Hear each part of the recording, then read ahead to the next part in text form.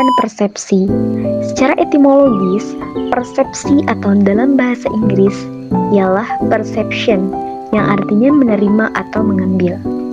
Nah, persepsi adalah pengalaman tentang suatu peristiwa yang diperoleh dengan menyimpulkan informasi dan menafsirkan pesan. Persepsi yakni pemberian makna pada penginderaan kita.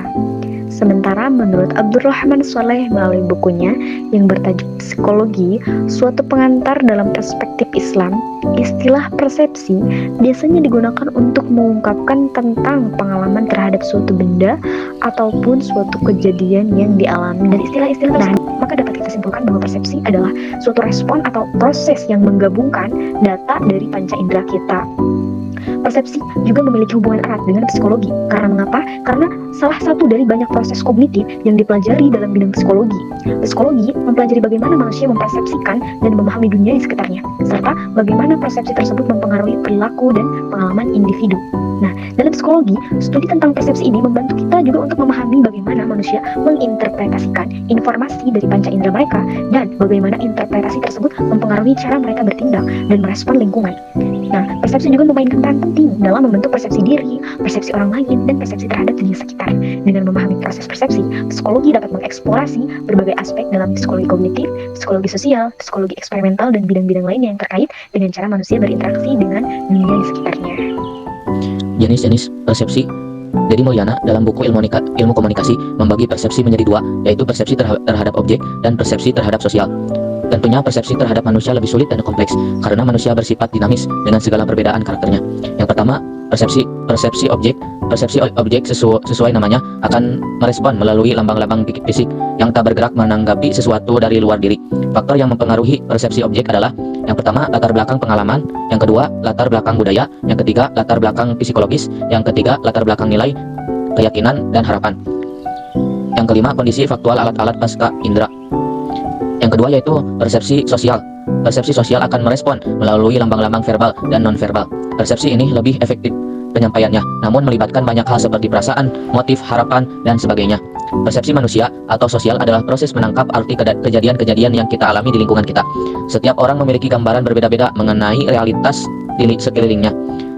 Ada beberapa prinsip penting mengenai persepsi sosial, yaitu yang pertama, persepsi berdasarkan pengalaman. Merupakan persepsi manusia terhadap seseorang, objek, atau kejadian dan reaksi mereka terhadap hal-hal itu berdasarkan pengalaman masa lalu. Yang kedua, persepsi bersifat selektif. Setiap manusia sering mendapatkan rangsangan indrawi, atensi kita pada suatu rangsangan merupakan faktor utama yang menentukan sifat selektif atas rangsangan tersebut. Yang ketiga, persepsi bersifat dugaan. Terjadi karena data yang kita peroleh tidak lengkap sehingga proses persepsi yang bersifat dugaan ini memiliki suatu sudut pandang. Yang keempat, persepsi bersifat evaluatif. Kebanyakan dari kita mengatakan bahwa apa yang kita persepsikan itu adalah sesuatu nyata. Tapi sejatinya kita mungkin masih meragukan persepsi tersebut sehingga masih perlu dievaluasi. Yang kelima, persepsi bersifat kontekstual. Maksudnya bahwa dari semua pengaruh dalam persepsi kita, konteks merupakan salah satu pengaruh yang paling kuat. Ketika kita melihat seseorang, konteks rangsangan sangat mempengaruhi persepsi kita. Dan yang selanjutnya adalah faktor-faktor. Dalam proses persepsi, banyak rangsangan yang masuk ke panca indera, namun tidak semua rangsangan tersebut memiliki respon yang sama. Menurut Renald Kasali, dalam buku Manajemen Public Relation dan aplikasinya di Indonesia, persepsi ditentukan oleh faktor-faktor berikut. Yang pertama adalah latar belakang budaya. Persepsi itu terkait oleh budaya. Bagaimana kita memaknai suatu pesan, objek, atau lingkungan bergantung pada sistem nilai yang kita anut.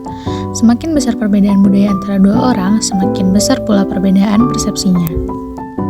Dan yang kedua ada pengalaman masa lalu. Setiap individu umumnya pernah memiliki suatu pengalaman tertentu atas objek yang dibicarakan. Makin intensif hubungan antara objek tersebut dengan audiens, maka semakin banyak pula pengalaman yang dimiliki. Pengalaman masa lalu ini juga bisa diperkuat oleh informasi lain seperti berita dan kejadian yang melanda objek. Dan yang ketiga ada nilai yang dianut. Setiap individu memiliki nilai yang dianut, mencakup kepercayaan dan kepuasan. Nilai ini berkaitan erat dengan normatif yang bersumber dari lingkungan, yang mana perilaku seseorang di masa depan ditentukan oleh nilai-nilai yang ia anut. Proses terjadinya persepsi. Ada beberapa tahapan dalam proses terjadinya persepsi pada individu. yaitu objek menimbulkan stimulus dan stimulus mengenai alat indera atau reseptor. Sebelumnya, kalian udah pada tahu belum sih apa itu stimulus? Jadi, stimulus itu adalah objek-objek yang berhasil kita amati, seperti misalnya meja, kursi, motor, dan lain-lain. Nah, gimana? Sekarang udah pada tahu kan apa itu stimulus? Jadi, langsung aja kita ke prosesnya. Proses yang pertama adalah proses fisik atau kealaman, yaitu adanya objek yang ditangkap oleh panca indera, baik itu penglihatan, pendengaran, perasa, ataupun panca indera lainnya. Kemudian, yang kedua adalah proses fisiologis, yaitu stimulus yang diterima oleh panca indera tadi dilanjutkan oleh saraf sensorik ke otak. Nah, kemudian barulah terjadi proses psikologis atau proses interpretasi, yaitu proses yang terjadi dalam otak sehingga kita bisa menyadari apa yang kita lihat ataupun kita dengarkan. Untuk lebih jelasnya, di sini saya akan memberikan contoh persepsi. Misalnya, di lantai ada sampah kulit pisang. Nah, persepsinya, orang pertama melihat sampah kulit pisang itu, tapi membiarkannya. Sedangkan orang yang kedua melihat sampah kulit pisang itu, tapi langsung menyadari kalau itu bisa membahayakan, sehingga dibuangnya sampah tersebut. Contoh lainnya, misal ada sebuah botol plastik bekas di atas meja. Persepsinya, orang pertama melihat botol plastik bekas itu sebagai sampah, sedangkan orang kedua melihat botol plastik bekas itu bisa dimanfaatkan menjadi pot tanaman misalnya, atau yang lainnya. Jadi, pada intinya, persepsi itu berbeda-beda, karena semua itu tergantung sudut pandang masing-masing. Walaupun objek atau stimulus yang dilihatnya itu sama.